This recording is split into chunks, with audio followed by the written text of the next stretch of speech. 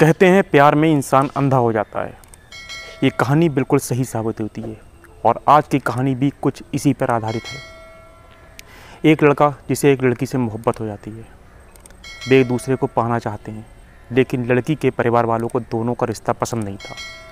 लड़की की परिवार वाले लड़की की शादी किसी और से तय कर देते हैं, उससे शादी कर देते हैं। कुछ वक्त के बाद में लड़के की शादी भी कहीं और हो जाती है। दोनों की शादी तो हो जाती है, लेकिन अगर दोनों के बीच में कुछ जिंदा था तो वो था उनका प्यार। दोनों आज भी एक दूसरे से बेइंतहा मोहब्बत करते थे। वे एक दूसरे को पाने की आज भी हसरत रखते थे, लेकिन सवाल था कि आज वो एक दूसरे के हों कैसे। इसके लिए उन्होंने एक प्लानिंग की, एक ख़तरनाक प्लानिंग, जिसमें वो पकड़े भी जा सकते थे, लेकिन इसके बावजूद भी उन्हें कुछ सूझ नहीं रहा था। लेकिन एक गलती कातिल पर भारी पड़ गई। दोस्तों, मैं रियाज अंसारी। आज की सच्ची कहानी छत्तीसगढ़ से है। छत्तीसगढ़ के दुर्ग नगर से 17 किलोमीटर दूर एक गांव है गुंडई। गुंडई में एक झोलाछाप डॉक्टर उमेश अपना क्लिनिक चलाता है। वहीं पर उसी पास की एक लड़की जिसका नाम सुप्रिया है, वो उसके क्लिनिक पर अक्सर दवा लेने आती थी। दवा जब लगातार लेने आती थी, दोनों में एक दूसरे से मुलाकातें होने लगीं, एक दूसरे को अच्छे से समझने लगे। धीरे धीरे दोनों के दिलों में एक दूसरे के लिए मोहब्बत जाग गई। वे एक दूसरे से प्यार करने लगे। उमेश सुप्रिया को अपना बनाना चाहता था, उससे शादी करना चाहता था, लेकिन सुप्रिया के परिवार वालों को दोनों का ये रिश्ता मंजूर नहीं था।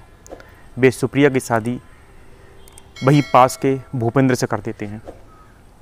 शादी के बाद भूपेंद्र अपनी पत्नी को लेकर में दुर्ग नगर के पास में ही एक इलाका पड़ता है, गिरधारी नगर, वहाँ चला जाता है, वहाँ शिफ्ट हो जाता है। कुछ समय के बाद उमेश भी अपनी शादी कर लेता है। सुप्रिया अपने परिवार में हंसी खुशी रह रही है, उनके बच्चे भी होते हैं। परिवार वालों को लगता है कि अब दोनों की शादी हो चुकी है, शायद मामला अब ख़त्म हो चुका होगा, सब मामला नॉर्मल हो चुका होगा।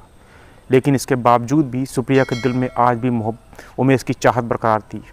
वो जब भी मायके आती थी, चोरी छुपे उमेश से मिल लिया करती थी। उमेश भी उससे अक्सर मिला करता था। सुप्रिया ने बताया कि उसे अब भूपेंद्र के साथ नहीं रहना है। ये बात उसने उमेश से कही। इसके लिए दोनों ने एक दूसरे को पाने की हसरत में एक प्लानिंग की कि आखिर कैसे वो एक दूसरे के साथ रह सकते हैं। लेकिन ये प्लानिंग बड़ी ख़तरनाक थी। इसमें उन दोनों को एक औरत का कत्ल करना था, उसकी लाश को ठिकाने लगाना था, जिससे ये लोगों को ये लग सके कि सुप्रिया मर चुकी है। लेकिन इस प्लानिंग के तहत ऐसी औरत को तलाश करना बहुत मुश्किल काम था। आखिर किसे तलाश करें?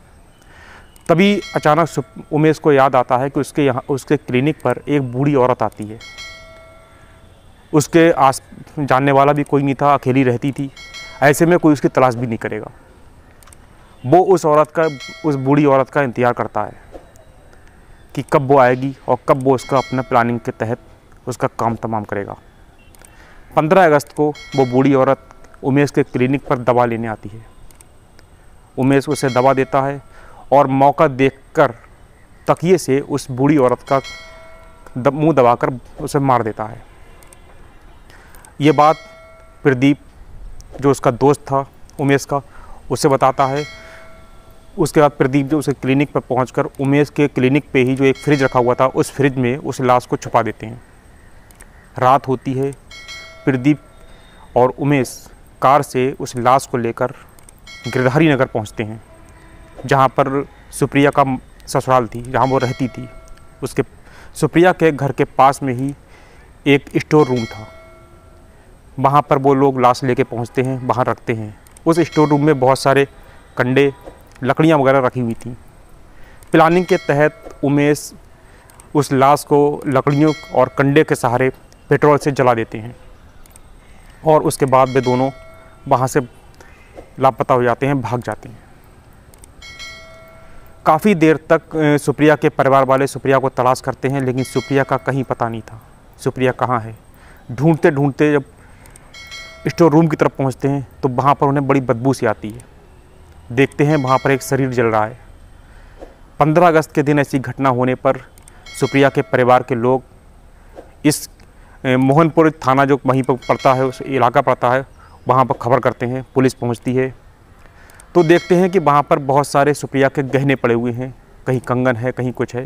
ये उमेश ने और सुप्रिया ने अपने प्लानिंग के तहत वहाँ छोड़े थे। एक बार को सबको लगा कि शायद सुप्रिया मर चुकी है और पुलिस उस लाश का पोस्टमार्टम के लिए भेज देती है। वहाँ से भागने के बाद सुप्रिया सीधे उमेश के क्लिनिक पर पहुँचती है, वहीं पर अपने प्रेमी के साथ रात बिताती है और सुबह को उमेश सुप्रिया को उसके गांव के बाहर छोड़ देता है। वहाँ से वो अपने मायके चली जाती है और उमेश वहाँ से भाग जाता है। पुलिस को जब ये बात पता चलती है कि सुप्रिया तो जिंदा है, अब वो अपने मायके में है, तो पुलिस तुरंत ही उसके मायके पहुँचती है, सुप्रिया को गिरफ्तार करती है, उसके साथ सख्ती से पूछताछ करती है कि आखिर जब तुम जिंदा हो तो वो जो जली थी, जो मर गई थी, वो कौन थी। जब सख्ती से पूछताछ की जाती है तो सारी घटना सुप्रिया अपने मुंह से उगल देती है। जो घटना उगलती है तो बहुत ही हैरान करने वाली थी। अपने प्यार को पाने के लिए उन्होंने एक बूढ़ी औरत की जान ले ली थी। एसएसपी दुर्ग ने बताया कि तीनों ने बताया कि उन्होंने ये घटना क्राइम पेट्रोल देखकर सीखी थी। उसके बाद उनको गिरफ्तार करके कोर्ट में पेश किया जाता है, जहां से उन्हें जेल भेज दिया जाता है।